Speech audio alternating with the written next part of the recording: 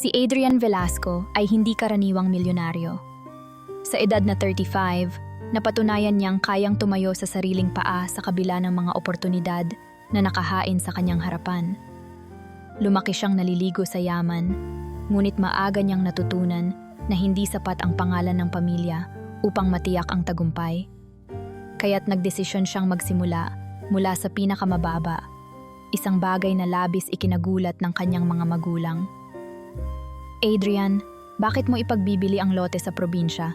Hindi ka ba nakontento sa mana mo? Tanong ng kanyang amang si Don Victor. Nakataas ang kilay habang minamasdan ang anak na abala sa pagbabasa ng mga dokumento. Papa, hindi naman sa hindi ako kontento, sagot ni Adrian. Hindi tumitingin mula sa hawak na papel. Gusto ko lang subukan kung hanggang saan ang mararating ko sa sarili kong kakayahan. Hindi ko kayang tumanda na alam kong umasa lang ako sa inyo. Ikaw ang bahala, ani Don Victor na may halong inis. Pero huwag mo kaming sisihin kapag nagkandaloob-loob ka. Sa kabila ng hindi pagsang-ayon ng kanyang mga magulang, ipinagbili ni Adrian ang maliit na lupa sa probinsya. Ang halagang nakuha niya rito ay kanyang ginamit bilang paunang puhunan sa isang maliit na real estate project. Halos 2 taon siyang hindi makatulog ng maayos, labas-masok sa opisina, at halos hindi makaharap ng mga kaibigan. Unti-unti, lumago ang negosyo. Mula sa 1, naging 3, at kalaunan ay naging isang imperyo ang kanyang tinayong kumpanya. Ngunit habang lumalawak ang kanyang tagumpay, unti-unting nawalan ng kulay ang kanyang personal na buhay. Ang mga kaibigang madalas niyang makasama noong kabataan niya ay tila naglaho.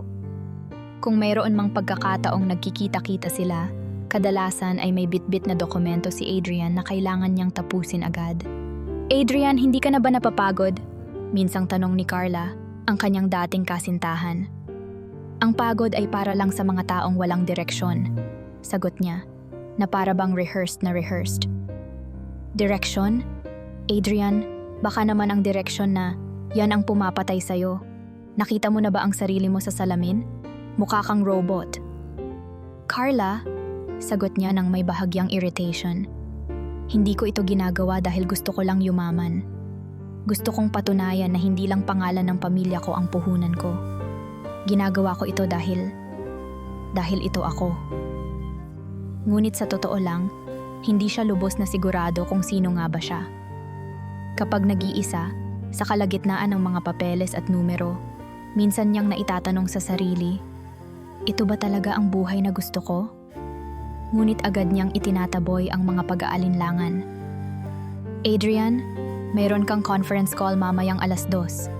Paalala ng kanyang sekretaryang si Mona habang isinusuksok ang isang folder sa kanyang mesa.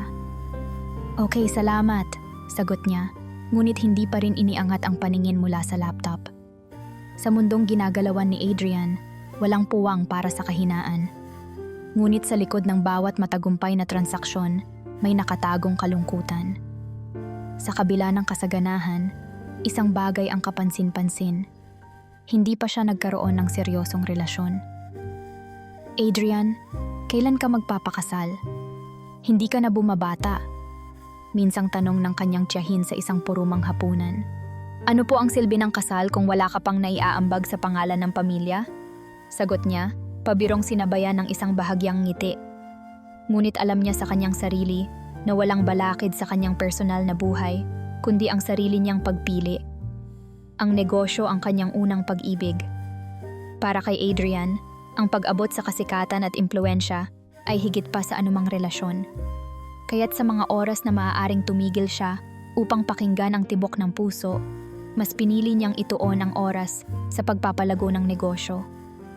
Habang binabagtas niya ang isang karaniwang araw, isang mahabang meeting sa umaga, isang mahalagang conference call sa hapon, at mga dokumentong kailangang pirmahan bago magtapos ang gabi, hindi pa rin nagbabago ang kanyang disiplina. Subalit may mga gabi na parang ang bigat ng yaman niya ay hindi na niya kayang dalhin mag-isa. Kapag walang tao sa opisina at ang tanging liwanag ay mula sa screen ng kanyang laptop, minsan niyang naitanong, kung walang makikinabang sa lahat ng ito, ano pa ang silbi ng kayamanan ko? Ngunit saglit lang ang ganitong kaisipan at agad din niyang pinapawi ng bagong proyekto o panibagong plano. Hanggang sa dumating ang araw na magbabago ang lahat. Iyon ang araw kung kailan siya unang makakatagpo ng palaboy na batang nagngangalang Lemuel. Ngunit sa mga oras na iyon, hindi niya pa alam ang magiging papel ng batang iyon sa kanyang buhay. Sa ngayon, si Adrian ay nananatiling isang matatag, malamig, at walang pusong negosyante. Isang taong naniniwalang sa kayamanan nagtatapos ang lahat ng laban. Kasalukuyang nakaupo si Lemuel sa gilid ng palengke, bitbit ang maliit na sako na may lamang ilang bote at pira-pirasong karton.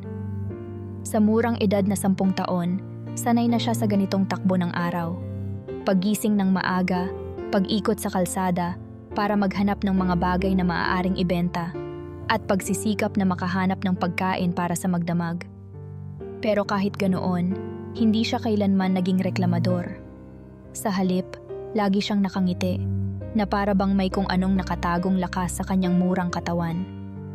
Habang nililinis niya ang natagpuang plastik na bote, naalala niya ang mga librong iniwan sa simbahan ng isang mabait na paring hindi na niya maalala ang pangalan.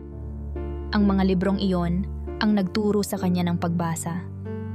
Hindi man formal na edukasyon, ang pagtingin sa mga pahina ng librong may larawan at mga kwento ng kabutihan ay tila naging sandigan niya tuwing malungkot. Sa tuwing nababasa niya ang mga kwento ng mga bayani at engkantadong kaharian, kahit saglit ay nakakalimutan niya ang gutom at hirap. "Hoy Lemuel!" Tawag ng isang pamilyar na boses. Bumaling siya sa kanto ng palengke at nakita si Tiang Mila, ang gurong madalas magdala ng mga tira-tirang pagkain mula sa karinderya niya. "Tiang!" sagot ni Lemuel, agad na tumayo at naglakad papunta sa matandang babae. Sa kabila ng kanyang maliliit na hakbang, dala-dala niya ang mabigat na sako ng kalakal.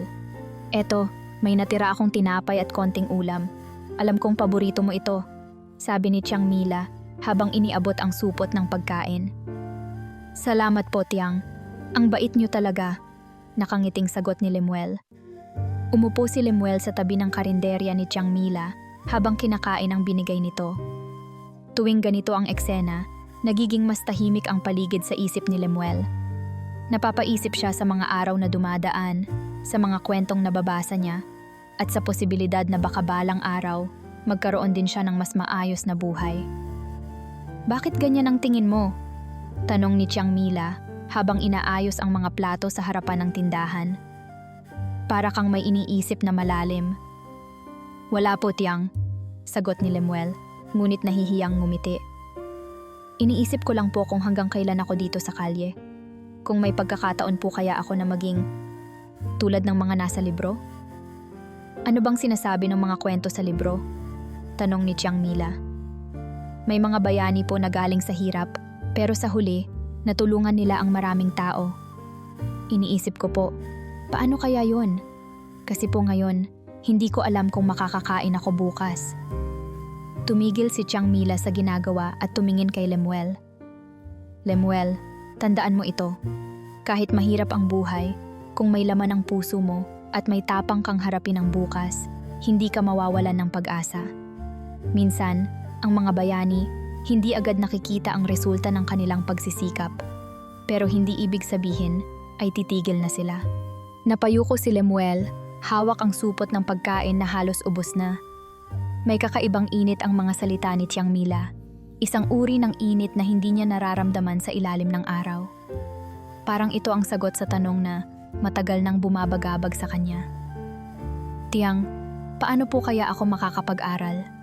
biglang tanong niya. "Gusto ko po sanang matutunan ang mga bagay na nasa libro. Gusto ko pong malaman kung paano magsulat ng maayos, paano magsalita tulad ng mga bayani sa kwento." Napangiti si Tiang Mila. "Nakakatuwa kang bata. Hindi ka tulad ng ibang nakikilala ko. Palaging may tanong, laging gustong matuto."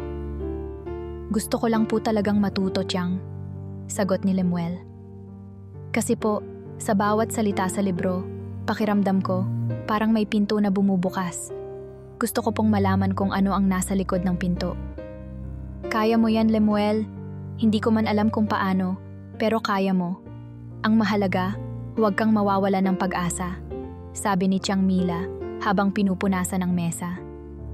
At habang nandito ako, gagawin ko ang makakaya ko para tulungan ka. Salamat po, Tiang, sagot ni Lemuel. Nang makitang tapos na siyang kumain, tumayo siya at binitbit muli ang sako ng kalakal. Ngunit bago umalis, nilingon niya ang natirang pagkain sa supot. Ilang piraso ng tinapay ang naiwan at inisip niya ang ibang mga bata na tulad niya sa kalsada. Tiang, pwede ko po bang ibigay tong natira sa mga kasama ko? Tanong niya. Bakit naman hindi? Sagot ni Tiang Mila. Napakabait mong bata. Sige, dalhin mo. Tumango si Lemuel at nagpaalam na. Habang naglalakad siya palayo, bitbit ang natirang pagkain, iniisip niya kung paano niya magagawang makatulong din sa iba. Sa murang edad, sa gitna ng kahirapan, nahanap ni Lemuel ang dahilan kung bakit hindi siya dapat sumuko. Hindi lamang para sa sarili niya, kundi para rin sa mga kagaya niyang nangangarap na makakita ng mas maaliwalas na bukas. Si Adrian ay abala sa paglalakad sa gilid ng kalsada habang hawak ang cellphone at nakausap ang isang kliyente sa kabilang linya. Kailangan niyang makarating sa isang mahalagang meeting, kaya't mabilis ang kanyang hakbang at panakanakang tumitingin sa relo. Sa gitna ng kanyang pagmamadali, hindi niya halos napansin ang mga taong nadaraanan. Ang kanyang isipan ay puno ng mga numero, mga plano sa negosyo, at mga proyektong kailangang tapusin bago ang pagtatapos ng linggo. Maya-maya pa, bigla niyang naramdaman na may nahulog mula sa kanyang bulsa. Pinigilan niya ang lakad at bumaba ang tingin, at doon niya napansin ang cellphone niyang nagpagulong-gulong sa bangketa. Bago pa siya makayuko upang pulutin ito, may maliit na kamay na sumunggab dito mula sa lupa. Nang tumaas ang tingin ni Adrian, bumungad sa kanya ang isang payat na batang lalaki na tila kaedad ng mga batang nakikita niya sa lansangan. Maruming damit, walang tsinelas, at may hawak-hawak na simpleng notebook sa isang kamay. Ang batay si Lemuel. "Sir, ito po," mahinang sabi ni Lemuel. Iniaabot ang cellphone pabalik kay Adrian. "Ah, salamat," sagot ni Adrian, na mabilis na kinuha ang telepono at binalik sa kanyang bulsa. Nagsimula na sana siyang maglakad ulit, ngunit biglang humarang si Lemuel sa kanyang daraanan. "Ano bang problema?" "Sir, may ibibigay po ako sa inyo," wika ni Lemuel, sabay hagot ng isang piraso ng papel mula sa notebook na dala niya. Iniabot niya ito kay Adrian. "Pasensya na bata, pero nagmamadali ako," mariing sagot ni Adrian, halatang naiinis sa pagkaantala. "Hindi ako namimigay ng limos." "Hindi po ito limos," paliwanag ni Lemuel. Hindi alintana ang malamig na tono ni Adrian. "Basahin niyo po ito, mahalaga po ito." Tumitig si Adrian sa bata. Kahit paabala siya, may kung anong nagpahinto sa kanya. Napansin niya ang seryosong mukha ni Lemuel at tila may bigat ang pananalita ng bata. Inabot niya ang papel, tinignan ito ng bahagya at itinupi bago ipinasok sa kanyang bulsa. "Sige, aalis na ako," ani Adrian at muling tumalikod upang ipagpatuloy ang kanyang lakad. "Basahin niyo po yan, sir," pahabol ni Lemuel, hindi nagpatinag. Tumayo lamang siya roon, pinanood si Adrian habang palayo ng palayo. Sa puntong iyon, naramdaman ni Adrian na para bang may hindi siya dapat palampasin. May kakaibang sensasyon na tila bumalot sa kanya matapos niyang kunin ang papel. Ngunit dahil sa pagmamadali, pinilit niyang huwag pansinin. Binalik niya ang atensyon sa kanyang telepono at sa nakatakdang meeting, subalit hindi niya maikakailang natandaan niya ang mukha ng batang iyon. Ang pagiging mapilit nito, ang tila pamilyar na tapang sa kabila ng murang edad. Habang naglalakad, muling tumama sa kanyang isip ang tanong, ano ba ang laman ng papel? Sino ang batang iyon?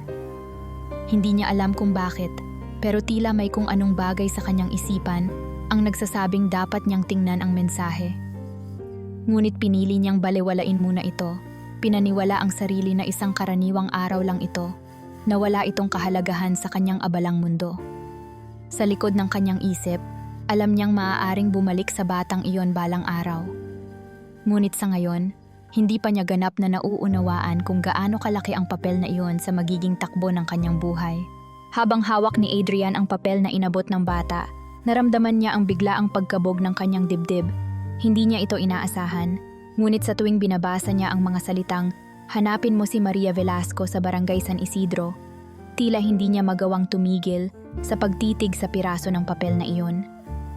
Maria Velasco. Bulong niya sa sarili, bahagyang umaalog ang boses. Ang pangalan na iyon ay isang parte ng kanyang nakaraan. Isang pangalang hindi na niya inaasahang maririnig pa. Mula nang pumanaw ang kanyang ina, iniwasan niyang pag-usapan siya. Hindi dahil sa ayaw niyang maalala, kundi dahil tuwing binabalikan niya ang nakaraan, bumabalik ang alaala ng kanilang huling pag-uusap. Ang kanyang pangakong babalikan siya pagkatapos ng isang mahalagang meeting, isang pangakong hindi na niya natupad. Imposible ito. Paano nalaman ng bata ang pangalan ng nanay ko? Tanong niya sa sarili. Habang nakaupo sa kanyang sasakyan, pinagmasdan niya ang papel na nasa kanyang palad. Sinuri niya ito. Mukhang galing lang ito sa isang ordinaryong notebook, may bahagyang luma ng gilid, at isinusulat gamit ang lapis. Walang kahit anong palatandaan kung sino ang sumulat. Walang lagda, walang anuman. Pero ang pangalan ng kanyang ina ay nandoon, malinaw at hindi maikakaila. Maria Velasco. Muling bulong ni Adrian. Tumayo ang balahibo niya habang iniisip kung ano ang ibig sabihin nito. Ang huling balita niya sa kanyang ina ay nang siya ay nakatira sa isang tahimik na lugar sa probinsya upang magpahinga. Sinubukan niyang kumbinsihin ang sarili na baka kapangalan lamang ito ng kanyang ina. Marami namang Velasco, tama ba? Ngunit hindi siya ganap na kumbinsido. Mas malapit sa imposible na isang batang palaboy na hindi niya kilala ay magbibigay ng ganitong eksaktong pangalan. Habang papunta siya sa opisina, pinilit niyang ibaling ang kanyang isipan sa trabaho. Subalit habang nasa kalsada, hindi siya mapakali. Paulit-ulit niyang sinisilip ang papel na inilagay niya sa upuan ng kotse. Ang mga tanong ay tila humahabol sa kanya. Sino ang nagsulat nito? Bakit sa akin iniabot? Bakit ako ang kailangan maghanap sa Barangay San Isidro? Napakunot ang noo ni Adrian. Kung isang prank lamang ito, tila masyado namang detalyado. Pero ano ang dahilan? Ano ang layunin ng bata sa pagbibigay nito? Tila ba napakalalim ng koneksyon ng papel na iyon sa kanyang ina? Sa tuwing binabalikan niya ang huling sandali nila ni Maria, bumabalik ang lungkot. Isang pangarap para sa sarili niyang karera ang nagtulak sa kanya para iwan ang kanyang ina sa probinsya. Nangako siyang babalik, kailan lang ba iyon? Isang araw matapos ang kanyang mahalagang meeting? Pero nang bumalik siya, wala na ang kanyang ina.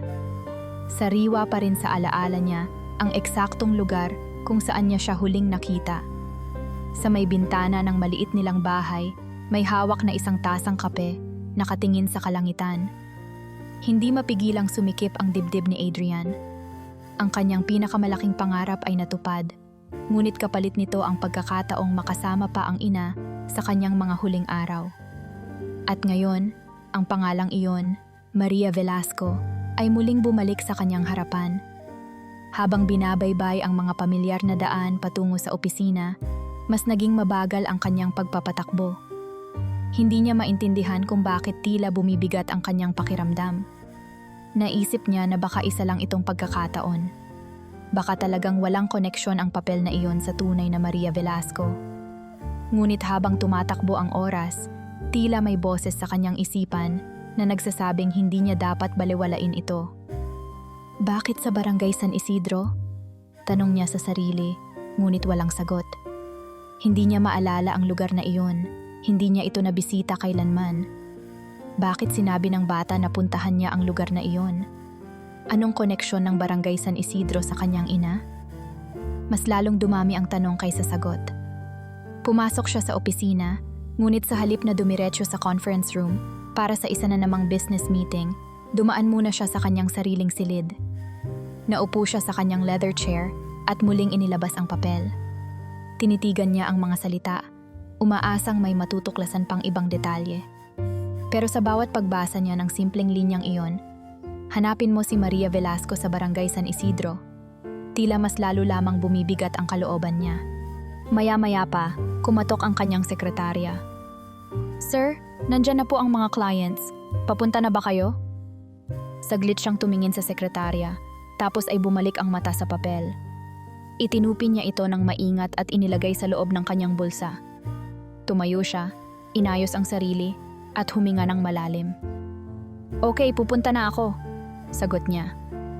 Habang tumatawid sa corridor patungo sa conference room, hindi niya maiwasang isipin kung dapat ba niyang talikuran ang mensahe sa papel na iyon.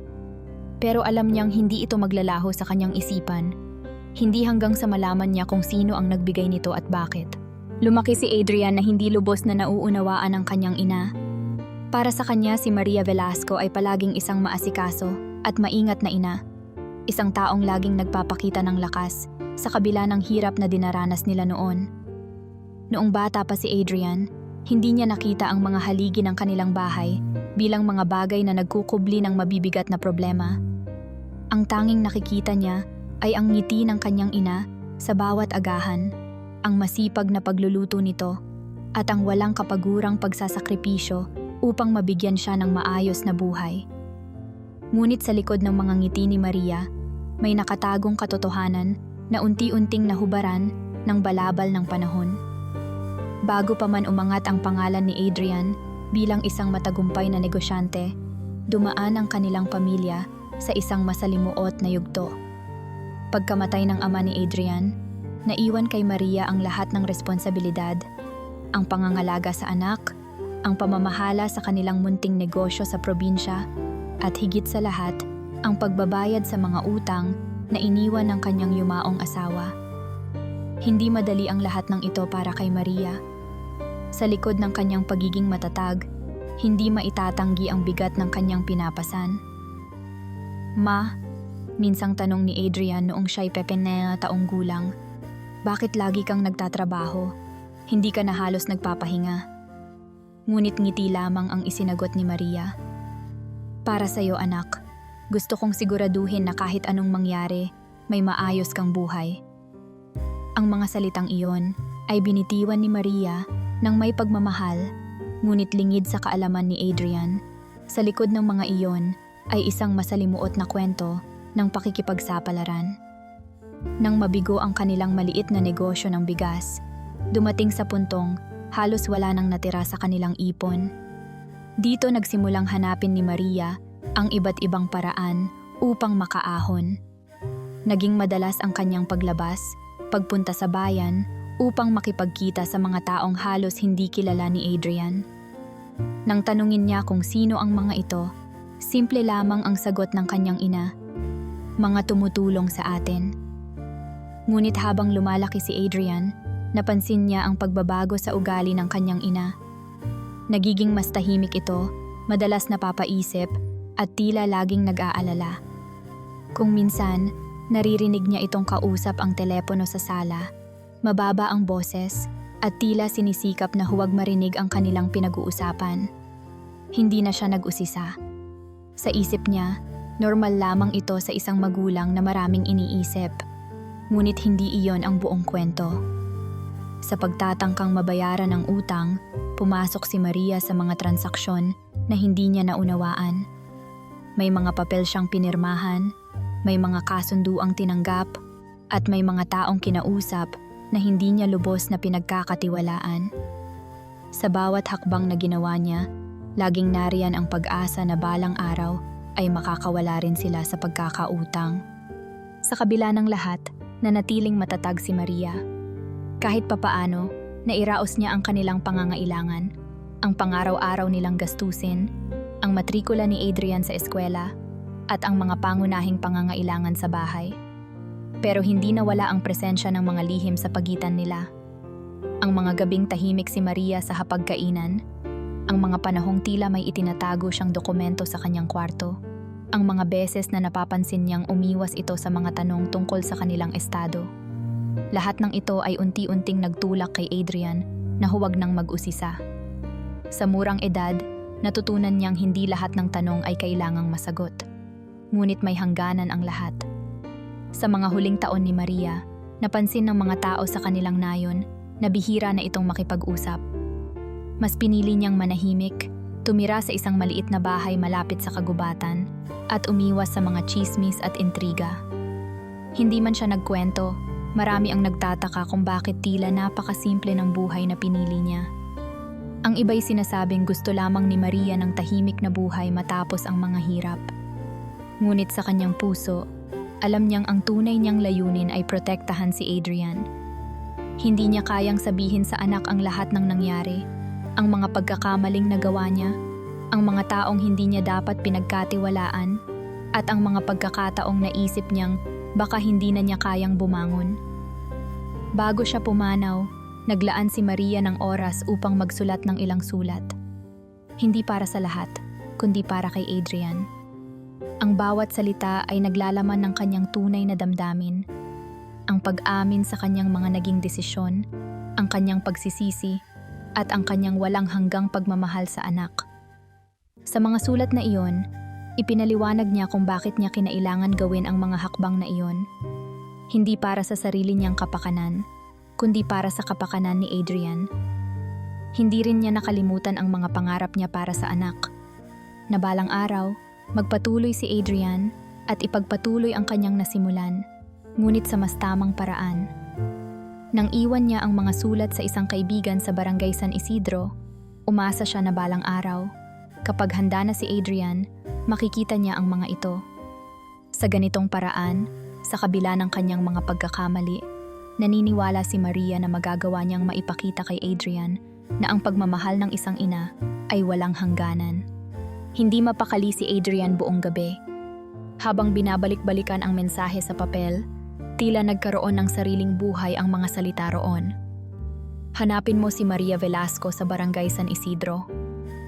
Sa kabila ng mga pagdududa at tanong, parang may bumubulong sa kanya na kailangan niyang malaman ang sagot. Kinabukasan, nagdesisyon siyang puntahan ang lugar. Mahirap hanapin sa mapa ang Barangay San Isidro, kaya kinailangan niyang magtanong-tanong. Pagdating niya roon, agad niyang napansin ang tahimik at payak na kapaligiran. Malayo ito sa abalang mundo na nakasanayan niya. Walang mataas na gusali, walang mga sasakyang nagmamadali. Sa halip, naroon ang mga bahay na gawa sa kahoy at yero, mga taniman sa likod bahay, at mga bata't matatandang nakaupo sa mga bangkong kahoy. Walang sino mang mukhang nagmamadali. Tila bumagal ang oras sa simpleng barangay na ito. Napansin ni Adrian ang malayong agwat ng kanyang mundo sa mundo ng mga tao rito. Sa Maynila, palaging abala ang lahat. Ang bawat saglit ay tungkol sa pera, transaksyon, at mga desisyong kailangang gawing madalian. Ngunit dito, parang kalma ang lahat. Ang mga tao ay tila kontento sa kanilang pang-araw-araw na gawain. Napansin niya ang ilang tindahan ng sari-sari store na mukhang hindi gaanong kumikita, ngunit sapat na para sa pangangailangan ng may-ari. May mga nakasabit na isda sa bilao, mga kamatis, at gulay na tinda sa kanto. Wala siyang nakikitang mga sopistikadong kagamitan o mga taong nakasuot ng magagarang damit. Sa halip, ang kasimplehan ng pamumuhay dito ay parang isang malayong mundo na hindi niya akalaing babalikan niya sa kanyang buhay. Nag-umpisa siyang magtanong-tanong tungkol kay Maria Velasco. Nilapitan niya ang ilang matatandang nakaupo sa harap ng kanilang bahay. "Excuse me po, kilala niyo po ba si Maria Velasco? Dati po ba siyang nakatira dito?" Tanong niya sa isang ale na abala sa pagbalat ng kamote. "Maria Velasco?" Ulit ng babae, saglit na napaisip. "Parang narinig ko na yan, pero di ako sigurado kung dito siya nakatira." Salamat po," sagot ni Adrian, ngunit nainis siya sa kawalang katiyakan ng sagot. Lumapit siya sa isa pang matanda na mukhang may edad na higit 70. "Magandang umaga po, may kilala po ba kayong Maria Velasco?" Umiling ang matanda. "Wala akong matandaan na Maria Velasco dito, hijo. Baka nasa kabilang baryo siya." Nagpatuloy siya sa pag-iikot, ngunit tila walang makapagbigay ng konkretong sagot. Sa bawat tanong niya, puro pagtataka at pag-iling ang natatanggap niya. Parang nagiging mas mahirap hanapin ang sagot habang tumatagal ang kanyang paghahanap.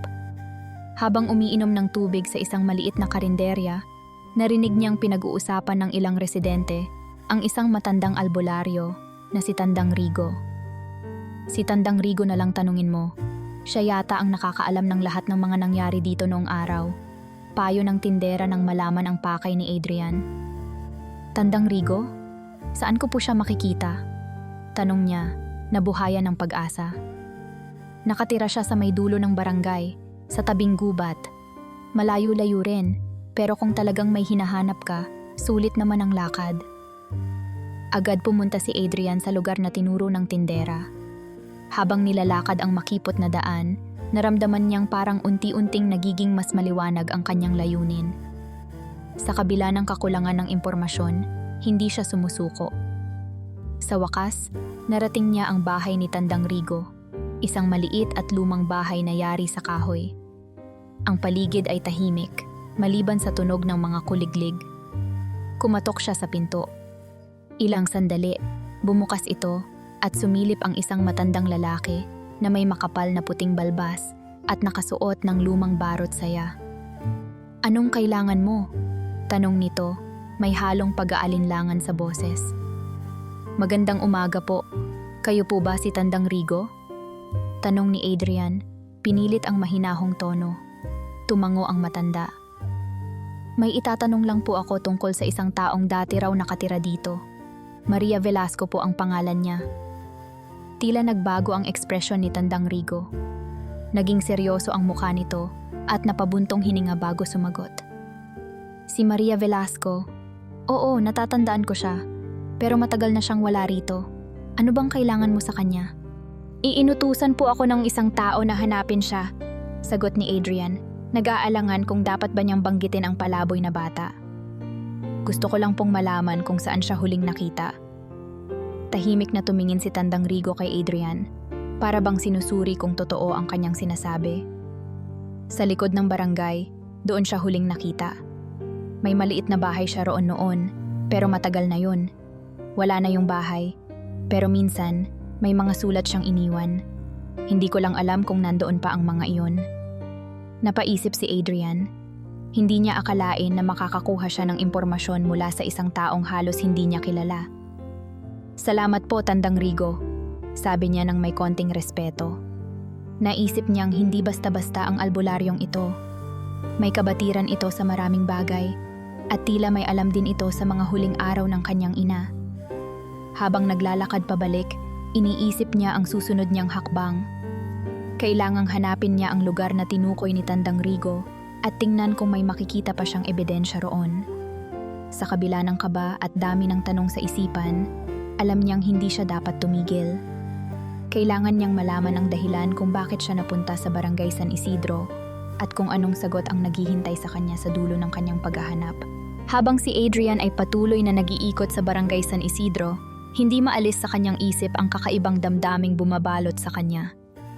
Ang mga residente ay tila hindi lamang inosenteng walang alam tungkol sa kanyang ina. May ilan na mukhang nag-iingat o sadyang umiiwas. Kung minsan, sa gitna ng simpleng tanong tulad ng, "May kilala po ba kayong Maria Velasco?" Napapansin niyang nagkakatinginan ang ilan bago mabilis na umiling. Sa simula'y inisip niya na marahil hindi lang talaga nila alam ang kanyang ina. Ngunit habang tumatagal, tila ba may ibang dahilan ang kanilang pag-iwas. "Baka naman may mas malalim na kwento dito," bulong ni Adrian sa sarili habang naglalakad sa isang mas masikip na bahagi ng barangay. Ang makikitid na eskinita at mga bakod na halos sirang-sira ay nagbigay sa kanya ng pakiramdam na tila nasa ibang mundo siya. Malayo sa marangyang opisina, sa mga air-conditioned meeting room at sa tahimik na buhay sa syudad. Ang lugar na ito ay puno ng ingay ng mga manok, kaluskos ng dahon, at mga bulungan ng mga tao sa kalsada.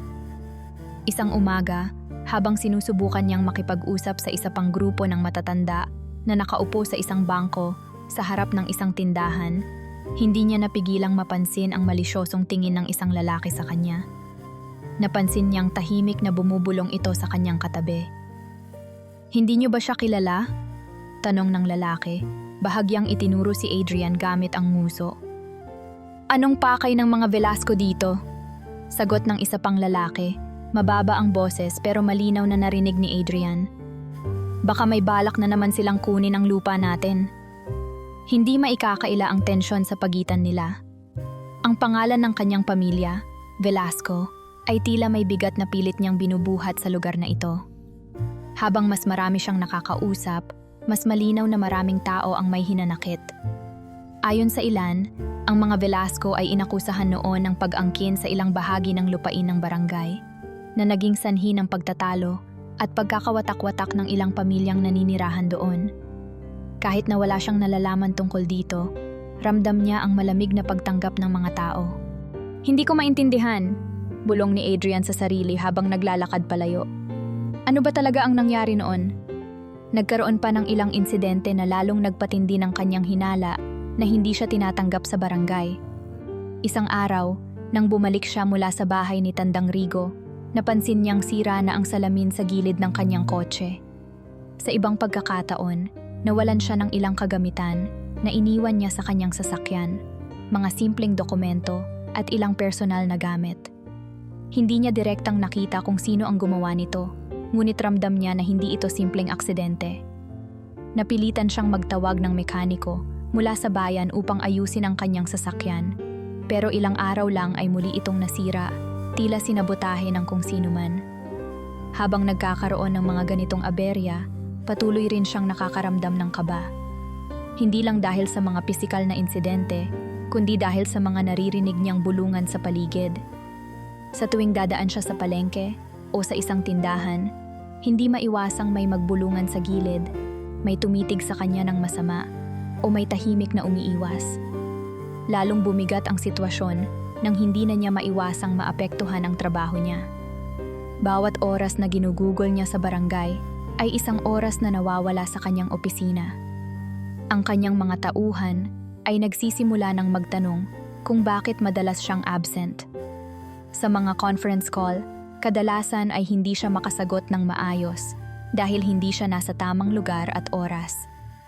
Ang mga deadlines ay nagiging mas mahirap sundin dahil sa mga problemang iniwan sa kanyang kumpanya habang sinusubukan niyang harapin ang mga issue sa barangay. Nang minsang tumawag ang kanyang sekretarya, si Mona, nagbigay ito ng babala. "Sir Adrian, marami na pong nagtatanong kung kailan kayo babalik. May mga kliyente na rin pong nagpaparinig na baka maghanap na ng ibang partner." "Ikaw na muna ang bahala, Mona," sagot ni Adrian, sinusubukang huwag magpaapekto sa tono ng kanyang sekretarya. "May inaasikaso lang ako dito, pero babalik rin ako kaagad." "Pero sir," may halong pag-aalala ang boses ni Mona. "Parang tumatagal na po kayo dyan. Paano kung maapektuhan ang reputation ng kumpanya?" Napabuntong hininga si Adrian. Alam niyang totoo ang sinasabi ni Mona. Unti-unti nang nararamdaman ang epekto ng kanyang kawalan sa opisina. Ngunit sa kabila ng lahat ng ito, hindi niya maiwanan ang barangay. Ang bawat hakbang na ginagawa niya rito ay tila nagiging mas malalim na paghahanap sa kanyang pamilya, sa kanyang ina, at marahil sa kanyang sarili.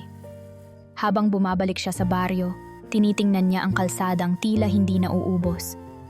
Sa bawat sulok, iniisip niya ang posibleng koneksyon ng kanyang pamilya sa mga taong ito. Anong katotohanan ang tinatago ng lugar na ito? Anong mga sagot ang naghihintay sa kanya?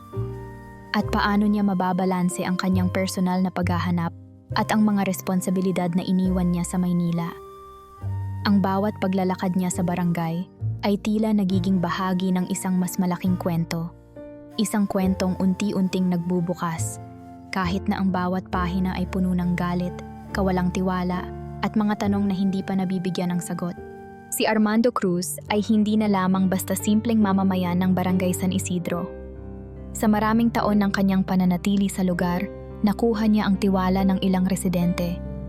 Hindi ito dahil sa pagiging likas na mabait. Sa halip, sa pagiging mapanlikha sa mga kwento at pagsamantala sa mga hinaing ng iba. Ang malalim na galit niya sa pamilyang Velasco, ang matagal nang nag-uudyok sa kanya upang kontrolin ang pananaw ng barangay tungkol sa mga ito.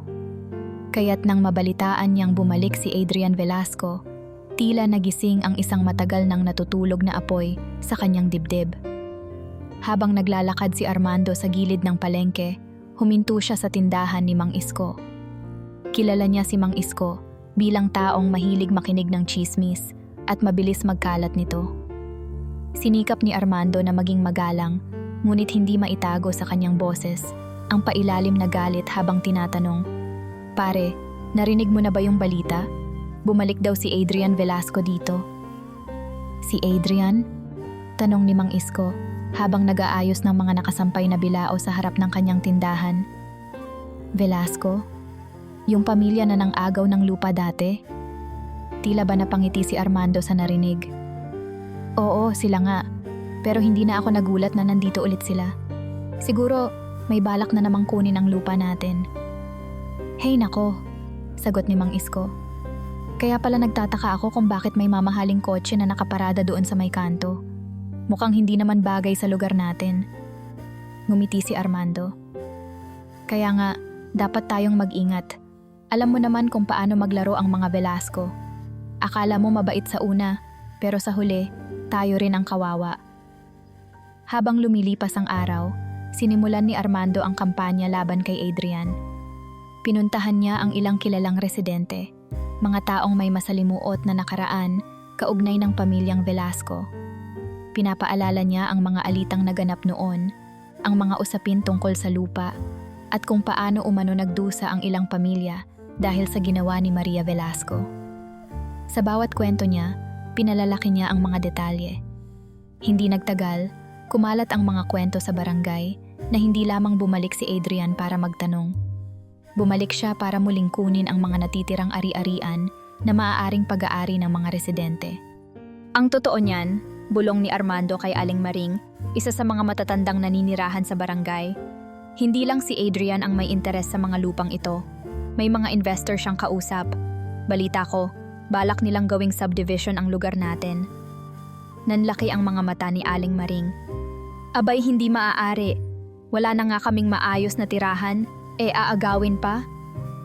Dahil dyan, dagdag ni Armando, mas mabuti siguro kung huwag na lang kayong sumagot sa mga tanong niya.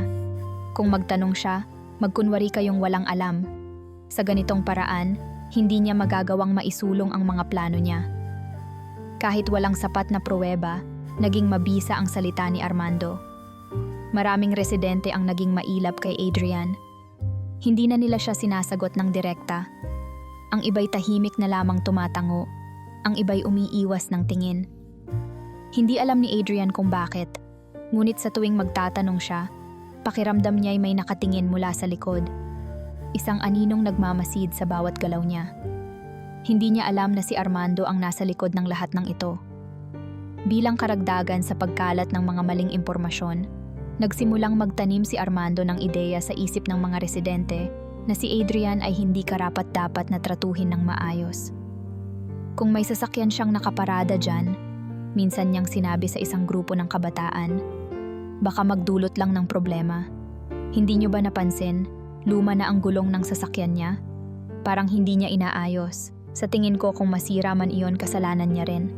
Hindi nagtagal, nagsimula ng maranasan ni Adrian ang mga panghaharang. Minsan, may nakita siyang basag na bote sa gilid ng kanyang sasakyan. Sa ibang araw, nawawala ang kanyang pitaka o dokumento. Hindi niya maipaliwanag kung sino ang gumagawa nito, ngunit alam niyang hindi ito simpleng aksidente. Sa halip na makipag-usap pa sa mga tao, nagiging mas tahimik siya.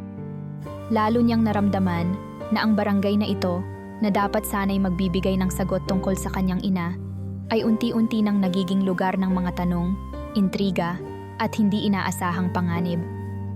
Sa kabila ng lahat, hindi nawalan ng lakas ng loob si Armando. Habang si Adrian ay nagiging mas abala sa paglutas ng mga maliit na problema sa paligid, sinisiguro ni Armando na lalong mapupuno ng galit ang mga tao. Sa kanyang isipan, may isang malinaw na layunin. Pabagsakin si Adrian Velasco, tulad ng kung paano siya mismo ay inalis at pinalayas ng pamilya nito noon. Sa ganitong paraan, sa wakas ay maipapakita niya sa lahat na siya ang tunay na may kontrol sa Barangay San Isidro. Isang kontrol na hindi nakuha ng mga Velasco, isang kontrol na walang makakakuha mula sa kanya. Mabilis ang takbo ng mga kaganapan ng araw na iyon. Habang naglalakad si Adrian sa makitid na daanan papunta sa isang meeting sa dulo ng barangay, isang batang lalaki ang biglang nadapa sa tabi ng kalsada. Agad siyang tumigil, tumungo, at inalalayan ang bata sa pagtayo. May sugat ito sa tuhod at hindi nito mapigilang mapaiyak habang hawak-hawak ang gasgas. "Nasaan ang magulang mo?" tanong ni Adrian, tinutulungan ang bata na makalakad ng maayos. Ang kanyang maayos na kasuotan ay nadumihan ng konti pero hindi niya ito inintindi. Ang mahalaga ay dalhin ang bata sa isang lugar kung saan maaring maayos ang sugat nito. "Wala po akong magulang," umiiyak na sagot ng bata habang itinuturo ang malapit na barangay health center. "Doon po, si Ate Lian." Walang sinayang na oras si Adrian. Agad niyang inakay ang bata patungo sa health center. Nang makarating sila, ang maliit na pasilidad ay punong-puno ng simpleng gamit. Hindi ito tulad ng mga modernong klinika na nakasanayan ni Adrian sa syudad. Sa halip, may mga lumang upuan, isang simpleng mesa para sa receptionist, at mga karton ng gamot na nakasalansan sa gilid ng pader. Ngunit higit sa lahat, naroon si Lian, nakayuko at abala sa pag-aasikaso ng mga pasyente. "Ma'am, may batang nasugatan," tawag ni Adrian mula sa pinto. Tumayo si Lian at mabilis na lumapit. "Ay, halika iho," sabi ni Lian, tinuturo ang isang upuan. "Saan ka nasugatan?" "Itong tuhod niya," sagot ni Adrian habang itinuturo ang gasgas. "Nadapa siya sa daan." Ngumiti si Lian kay Adrian. "Salamat sa pagdala mo sa kanya dito." Tila may init sa ngiting iyon, isang bagay na hindi madalas maramdaman ni Adrian sa mga nakaraang araw ng kanyang paghahanap. Tahimik niyang pinanood si Lian habang nililinis nito ang sugat ng bata. Walang anumang palamuti o espesyal na gamit ang lugar, pero ang mga kilos ni Lian ay maingat at puno ng malasakit. Hindi nagtagal, tapos na ang gamutan at nginitian ni Lian ang bata. "Okay na yan. Huwag ka nang tatakbo ng nakapaa, ha?" Tumango ang bata, tinigilan na ang pag-iyak at nagpasalamat. Maya-maya'y tumakbo na ito palabas ng health center. "Salamat ulit sa tulong mo," sabi ni Lian habang lumingon kay Adrian. "Madami talagang nadadapa dyan sa kalsada. Dapat siguro linisin na yon ng barangay."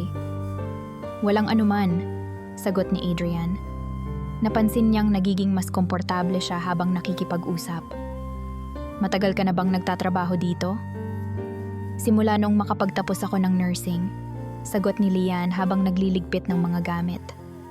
"Nag-decide akong bumalik sa barangay namin para tumulong. Karamihan sa mga tao dito, hindi na makapunta sa mga malalayong ospital." Tumango si Adrian, tahimik na pinagninilayan ang sinabi ni Lian. Hindi niya maipaliwanag kung bakit, pero parang may kung anong sumagi sa kanya sa simpleng paliwanag ni Lian. Sa unang pagkakataon sa mahabang panahon, naisip niyang may mga taong mas pinahahalagahan ang serbisyo kaysa sa pera. "Sino nga pala ang pangalan mo?" tanong ni Lian. "Adrian," sagot niya, medyo mahina. "Adrian Velasco." "Ah, ikaw pala ang sinasabi nilang bagong dating," sabi ni Lian. "Ang dami nang nagtanong sa akin tungkol sa'yo." Napangiti si Adrian. "Sana naman maganda ang sinabi nila." "Ewan ko lang," sagot ni Lian, natatawa ng kaunti. "Pero para sa akin, mabait ka naman. At least ngayon ko lang narinig na may tumulong sa bata ng ganun." Habang nag-uusap sila, unti-unting lumuwag ang tensyon sa balikat ni Adrian. Ang simpleng pakikipag-usap kay Lian ay parang isang pahinga mula sa magulong paghahanap at mga alitan sa barangay. Hindi niya ito naisip noong una, ngunit tila nagiging magaan ang kanyang pakiramdam sa tuwing ngingiti si Lian o sa tuwing naririnig niya ang malasakit sa boses nito. Sa mga sumunod na araw, paminsan-minsan ay dumadaan si Adrian sa health center, minsang para magtanong tungkol sa lugar, minsang dahil na rin sa simpleng curiosity. Sa bawat pagdalaw niya, tila mas humahaba ang kanilang mga pag-uusap. Minsan ay nagkukwento si Lian tungkol sa kanyang buhay bilang nurse, kung paano siya nagtrabaho sa ibang bayan at sa huli nagpa siya na bumalik. "Mahalaga kasi sa akin ang lugar na ito," madalas niyang sabihin. "Dito ako lumaki at alam kong kahit konti lang ang magagawa ko, masaya akong nakakatulong." Sa tuwing naririnig ito ni Adrian, tila may bumabalik sa kanyang isipan, hindi niya maitatangging nagiging mas bukas siya sa ideya ng pagiging mabuting tao. Kung dati puro negosyo at kita lamang ang nasa kanyang isip, ngayon ay napaisip siya. Paano kaya kung mas pagtuunan niya ng pansin ang mga tao kaysa sa mga numero? Sa pagdaan ng panahon, hindi na lang simpleng kumustahan ang nagaganap sa pagitan nila ni Lian. May mga pagkakataon na nagiging personal na rin ang kanilang kwentuhan.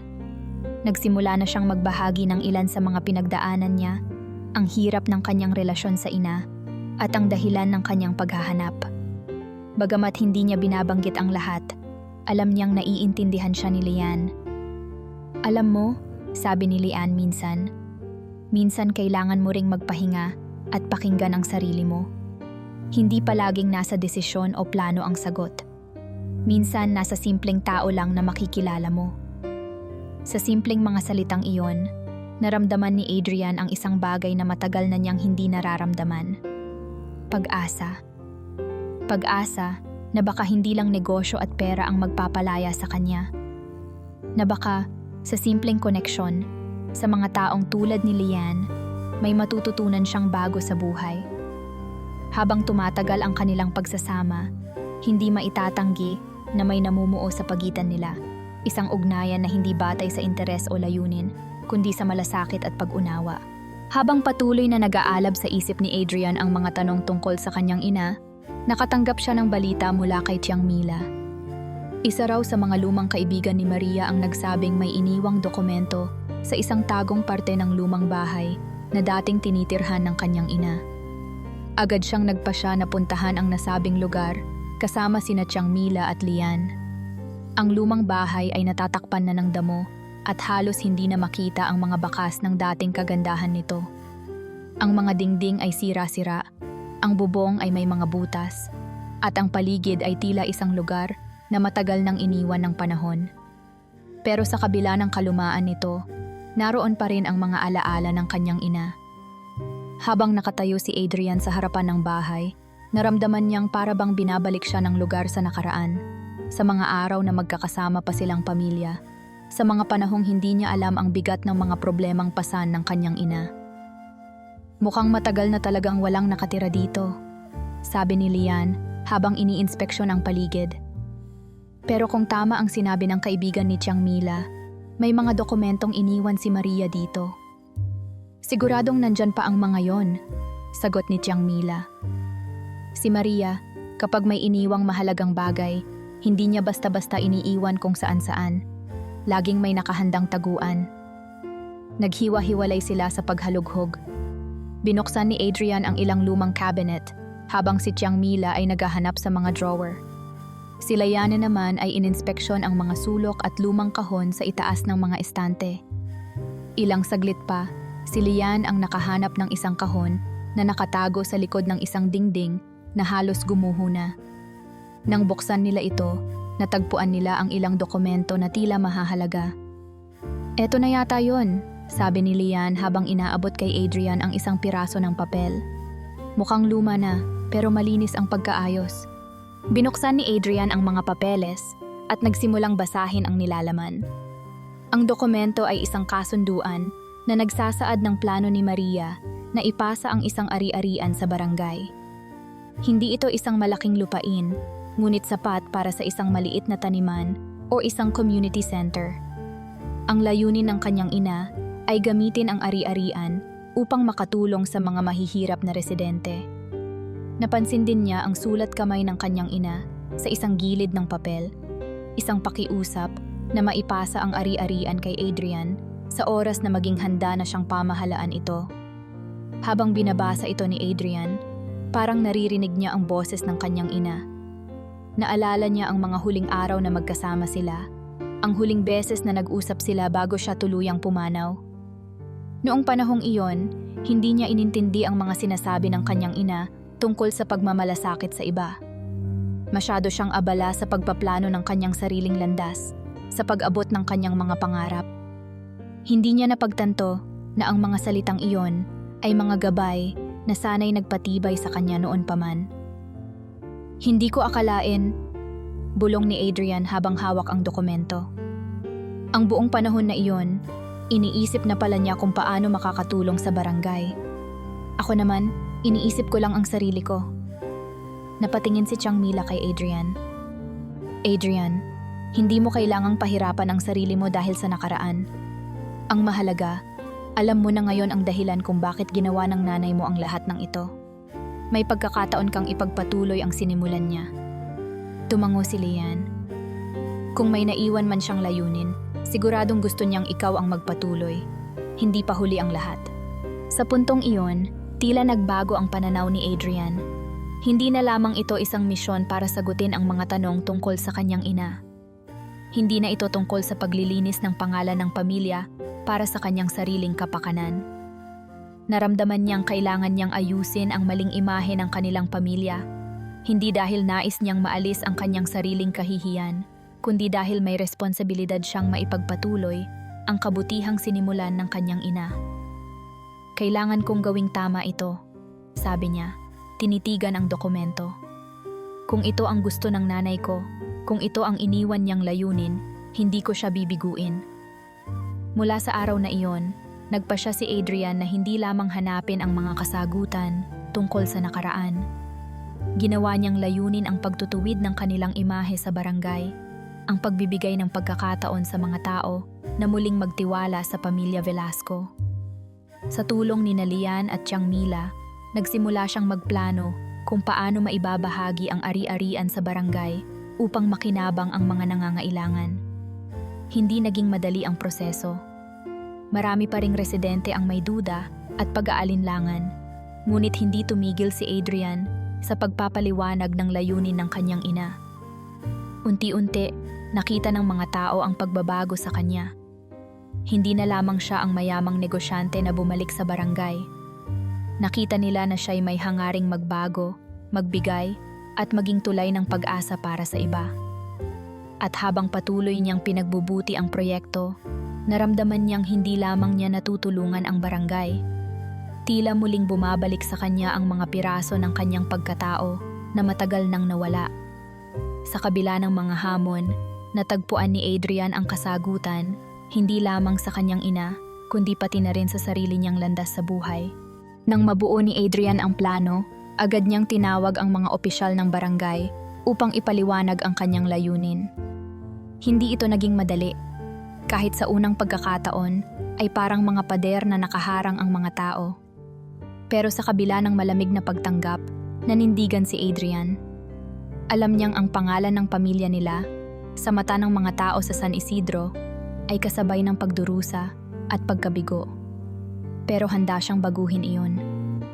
Sa araw ng pagpupulong, tinipon ang mga residente sa maliit na covered court ng barangay. Dumating si Adrian ng maaga, at sa bawat taong pumapasok, ramdam niya ang pag-iwas ng mga mata nila sa kanya. Marami ang nakangisi sa di magandang paraan, may ilan pa ngang maririnig na bulong. Ano na naman kaya ang sasabihin ng Velasco na yan? Hindi siya nagpatinag. Nang magsimula ang pagpupulong, tumayo si Adrian sa harapan, hawak ang isang folder na naglalaman ng mga plano at dokumento ng kanyang ina. Alam kong marami sa inyo ang hindi sang-ayon sa pagbalik ko rito. Panimula niya, tinitingnan ang bawat tao sa mata. Pero hayaan niyo akong linawin kung bakit ako naririto. Natahimik ang karamihan. Maging ang mga pinakamaingay na kritiko niya ay tila nagulat sa kanyang tuwirang tono. Hindi siya nakiusap sa kung sino. Sa halip, idiniin niya ang hangarin niyang linisin ang pangalan ng kanyang ina. Ipinaliwanag niya na ang ari-arian ay iniwan ng kanyang ina hindi upang makinabang ang pamilya Velasco, kundi upang tulungan ang barangay. Ang layunin ng kanyang ina ay gumawa ng isang lugar kung saan ang mga tao ay makapagtatanim ng kanilang pagkain, kung saan ang mga bata ay may maayos na espasyo upang mag-aral, at kung saan ang bawat residente ay makakahanap ng pag-asa. Hindi ko nais na magmukhang mabuti sa inyong harapan, aminado niyang sinabi. Nais ko lamang na makabawi sa mga naging pagkukulang ng aming pamilya. Hindi ko maaaring baliwalain ang iniwang responsibilidad ng aking ina. Isang matandang babae ang nagtaas ng kamay. Paano namin malalaman na totoo ang sinasabi mo? Noon pa'y puro pangako lang ang narinig namin mula sa mga Velasco. Napabuntong hininga si Adrian. Wala akong maibibigay na agarang sagot upang kumbinsihin kayo. Pero hayaan niyo akong patunayan ito sa gawa. Sa mga susunod na buwan, ang layunin ko'y ipakita sa inyo na hindi ako narito upang makipagtalo o para magdahilan. Narito ako upang magtrabaho para sa inyong kapakanan. Pagkatapos ng pagpupulong, napansin ni Adrian na unti-unting lumambot ang ilang residente.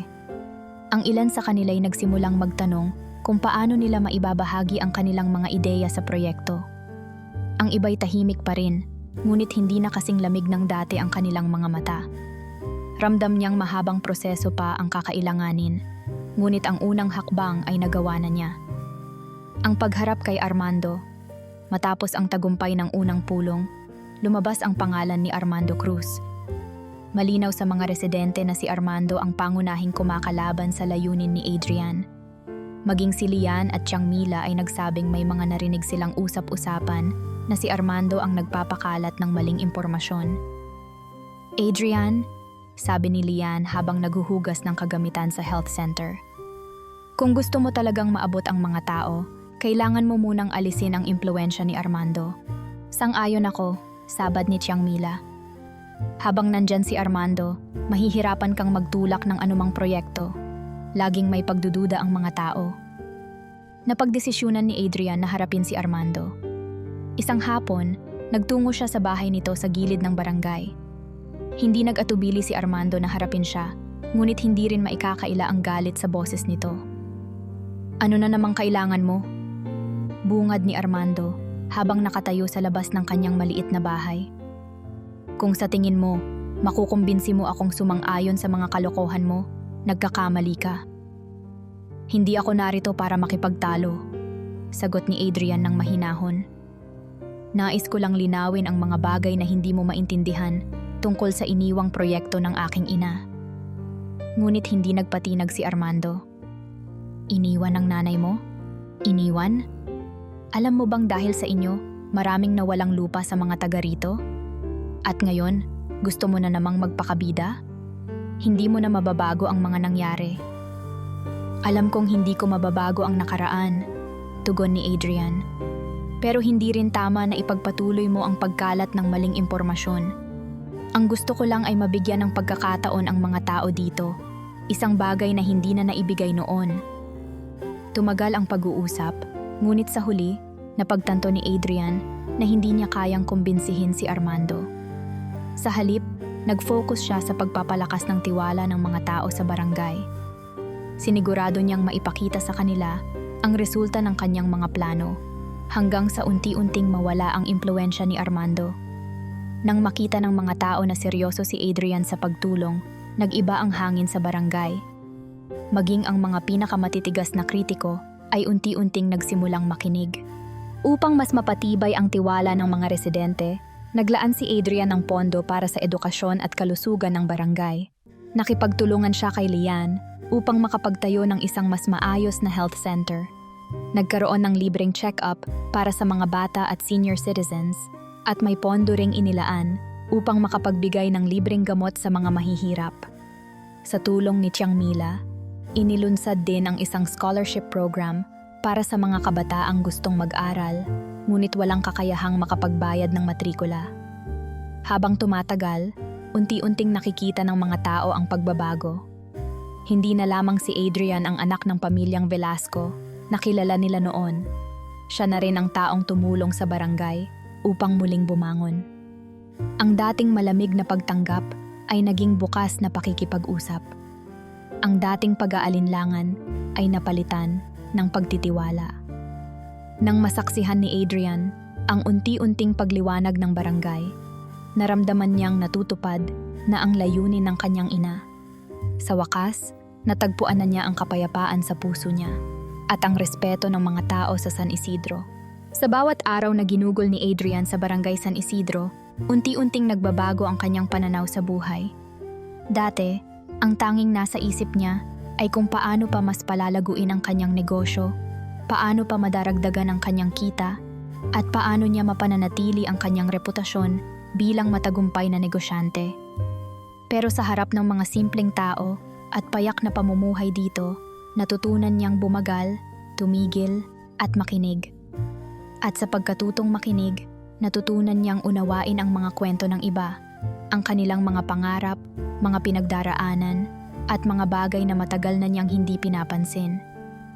Isang gabi, habang magkasama sina Adrian at Layan sa isang kubo malapit sa itinayong community center, nagkaroon sila ng seryosong pag-uusap. Alam mo, sabi ni Lian habang nilalagyan ng mainit na kape ang tasa ni Adrian, dati, akala ko, mahirap kang lapitan. Napangiti si Adrian. Sa totoo lang, ako rin. Sa sarili ko, ang tingin ko noon, kailangan ko lang talagang gawin ang dapat kong gawin. Hindi ko na iniisip kung paano ito makakaapekto sa iba. Pero ngayon? Usisa ni Layan, nakatingin sa kanya habang iniinom ang sariling kape. Ngayon, naiintindihan ko na ang halaga ng mga tao. Na hindi sapat ang pera. Hindi sapat ang tagumpay kung ang mga nasa paligid mo ay hindi mo naman naiintindihan kung hindi ka marunong makinig sa kanila. Sagot ni Adrian. At ikaw ang nagturo sa akin noon, Layan. Hindi mo naman direktang sinabi, pero sa mga kwento mo, sa kung paano mo mahalin ang barangay na ito, sa mga simpleng bagay na ginagawa mo, parang bumukas ang isip ko. Napansin ko nga, sabi ni Layan, noong una kang dumating dito, para kang isang business plan na naglalakad. Pero ngayon, mas bukas ka na. Mas nakikipag-usap ka na sa mga tao. At mas iniisip mo na rin sila. Alam mo, Lian, sabi ni Adrian matapos ang isang mahabang pag-inom ng kape. Minsan iniisip ko kung anong klaseng tao ako noon. Napakayabang ko. Ang iniisip ko lang, paano ko makakamit ang susunod na malaking tagumpay. Pero dito, nakita ko na kahit simpleng bagay, kahit ang pag-aayos ng isang kubo para maging reading center ng mga bata, may halaga. Mas malaki pa minsan ang impact nito kaysa sa $1 milyong na deal sa Maynila. Tumahimik si Lian, ngunit isang malambing na ngiti ang gumuhit sa kanyang mukha. Minsan talaga, kailangan lang nating tumigil at pakinggan ang mga nasa paligid natin. Ang buhay naman, hindi lang tungkol sa kita. Tungkol ito sa kung paano natin pahalagahan ang bawat tao na dumadaan sa atin. Dahil dito, mas pinagtuunan ni Adrian ang pagtatayo ng mga proyekto para sa barangay. Ang dating simpleng community center na ideya lamang ng kanyang ina, unti-unting nabuo sa tulong ng mga tao. Mula sa donasyon ni Adrian at sa tulong ng mga voluntaryo, nagkaroon ng maayos na lugar para sa mga bata. Isang maliit na aklatan na puno ng mga donasyong libro mula sa lungsod ang nagbigay daan upang makapagbasa ang mga batang hindi pa nakakapasok sa paaralan. Nagkaroon ng mga workshop para sa mga kabataan, mga simpleng klase sa agrikultura, pagbasa, at kahit mga basic na skills sa paggawa ng handicrafts. Sa bawat hakbang ng proyekto, mas napalapit si Adrian sa mga tao. Ang mga dating mailap sa kanya, ngayon ay mas bukas na makipag-usap. Naging kaibigan niya ang maraming residente at natutunan niyang humingi ng tulong kapag kinakailangan. Mas naging mapagpakumbaba siya. Hindi na siya ang boss na laging nag-uutos, kundi ang leader na handang makinig at makipagtulungan. Isang araw, habang pinapanood nila ni Lian ang mga batang naglalaro sa bagong sports court na kanilang itinayo, tinanong siya ni Lian, "So, paano na ang negosyo mo sa Maynila? Mukhang mas abala ka na dito." Napangiti si Adrian. May mga tao akong naiwang namamahala. Pero alam mo, parang mas nag-e-enjoy ako dito kaysa sa Maynila. Sa tingin ko, may oras para sa lahat. At ngayon, ito ang oras ko para sa barangay na ito. Talaga? Ibig bang sabihin dito ka na talaga mananatili? Tanong ni Lian, may bahagyang pangiti na tila may halong pag-asa. Hindi ko alam, sagot ni Adrian, tumitig sa kanyang hawak na tasa ng kape. Pero kung tatanungin mo ako ngayon, dito ko gustong magpatuloy. Maraming bagay pa akong gustong gawin para sa barangay na ito. Maraming kwento pang gustong marinig. At maraming tao pang gustong tulungan. Sa paglipas ng mga buwan, unti-unting nabago ang pananaw ni Adrian sa buhay. Hindi lamang niya nakita ang barangay bilang lugar kung saan kailangan niyang patunayan ang kanyang sarili, kundi bilang isang tahanan kung saan niya natutunan ang tunay na halaga ng pakikinig at pag-unawa. Sa bawat hakbang ng kanyang paglalakbay, nakita niya na ang pinakamalaking yaman ay hindi nakukuha sa bangko o sa mga kontrata, kundi sa mga koneksyon na nabuo niya sa mga tao, sa mga ngiti na naibalik niya sa kanilang mga labi, at sa mga buhay na nabigyan niya ng panibagong pag-asa. Habang tumatakbo ang panahon, kitang-kita ang malaking pagbabago sa Barangay San Isidro. Ang dating tahimik at makalumang barangay ay unti-unting nagiging mas masigla at mas maunlad. Naging sentro ng komunidad ang bagong community center na pinunduhan at inayos ni Adrian. Sa lugar na iyon, nagsimula ang iba't ibang proyekto. May mga libreng reading classes, seminar sa organic farming, at skills training para sa mga kabataan at nanay na gustong matuto ng simpleng negosyo. Isa sa mga pinakamatingkad na kwento ng pagbabago ay si Lemuel. Ang dating palaboy na sumasama-sama lang noon kay Tiang Mila para makakain, ngayon ay nakaupo sa unang row ng isang classroom sa itaas ng community center. Si Lemuel, sa tulong ng scholarship na ibinigay ni Adrian, ay nakapag-enroll sa isang public school. Sa kanyang unang araw ng klase, pinanood siya ni Adrian mula sa pinto ng classroom. Nakita niya ang batang dati takot na magtanong, ngayon ay masiglang nagtaas ng kamay tuwing may tanong ang guro. "Lemuel!" sabi ni Adrian nang makitang palabas na ang bata mula sa klase matapos ang unang linggo. "Kumusta? Ano, may natutunan ka ba?" "Opo, Kuya Adrian," sagot ni Lemuel na may ngiti. "Ang saya po pala sa klase. Ang dami kong kaibigan. Ang dami kong natutunan." Hindi maiwasang mapangiti si Adrian. "Tandaan mo, kaya mo yan. Ang importante, magsipag ka lang at huwag kang mahihiyang magtanong. Kung may problema ka, nandito lang kami ni Tiang Mila." Minsan, habang magkakasama silang dalawa ni Lemuel sa isang book fair na inilunsad ni Lian, napansin ni Adrian na marami ng bata ang nakapaligid sa dating palaboy. "Kuya Lemuel, anong libro ang maganda para sa akin?" tanong ng isang maliit na batang babae. "Kuya, paano po ba magbasa ng mas mabilis?" tanong ng isa pa. Napangiti si Adrian habang tinitingnan si Lemuel na abala sa pagsagot sa mga tanong ng mga bata. Ang dating tahimik at hikahos na bata ay nagiging inspirasyon na sa iba. Hindi lang mga magulang at guro ang humahanga sa kanya, pati ang iba pang batang palaboy na nakikita siya ay nagkaroon ng bagong pag-asa. Sa simpleng pagtulong kay Lemuel, naging mas malaki pa ang epekto nito sa barangay kaysa sa inakala ni Adrian. "Lemuel," sabi ni Adrian minsan habang naglalakad sila pabalik sa barangay, "natutuwa ako sa'yo. Ngayon ikaw na ang tumutulong sa ibang bata." "Kasi po, Kuya Adrian, kayo ang nagturo sa akin nun," sagot ni Lemuel. "Kayo at si Ate Lian, kaya gusto ko rin pong tumulong." Sa tuwing naririnig ni Adrian ang ganoong sagot, parang mas lalong lumalalim ang koneksyon niya sa barangay. At hindi na siya nag-iisa sa mga layuning ito. Kasama niya si Lian, na hindi lang naging katuwang niya sa mga proyekto, kundi pati na rin sa personal niyang buhay. Sa simula, simpleng pagkakaibigan lamang ang kanilang samahan. Pero habang tumatagal, unti-unting nag-iba ang kanilang ugnayan. "Alam mo, Adrian," sabi ni Lian minsang nagkukwentuhan sila sa harap ng community center, "ang laki ng pinagbago mo. Noong una kitang nakilala, parang wala kang pakialam sa paligid mo. Pero ngayon, ikaw na ang nangunguna sa lahat ng ito. Siguro dahil nakita ko kung gaano kahalaga ang ginagawa mo," sagot ni Adrian, tinitingnan si Lian nang may halong pasasalamat. "Ikaw ang unang taong nagbukas ng isip ko na may mas malaki pa palang layunin sa buhay kaysa sa pera." Nagtawanan silang dalawa. Sa bawat araw na magkasama sila, lumalalim ang kanilang ugnayan. Hindi na lamang simpleng pagtutulungan ang kanilang relasyon. Unti-unti, naramdaman nilang may espesyal na damdamin sa pagitan nila. Hindi nila kailangang madaliin ang lahat. Ang mahalaga, magkasama sila sa iisang layunin. Sa tuwing may bagong proyekto para sa barangay, laging naroon si Lian upang tumulong, magplano, at magbigay ng moral support kay Adrian.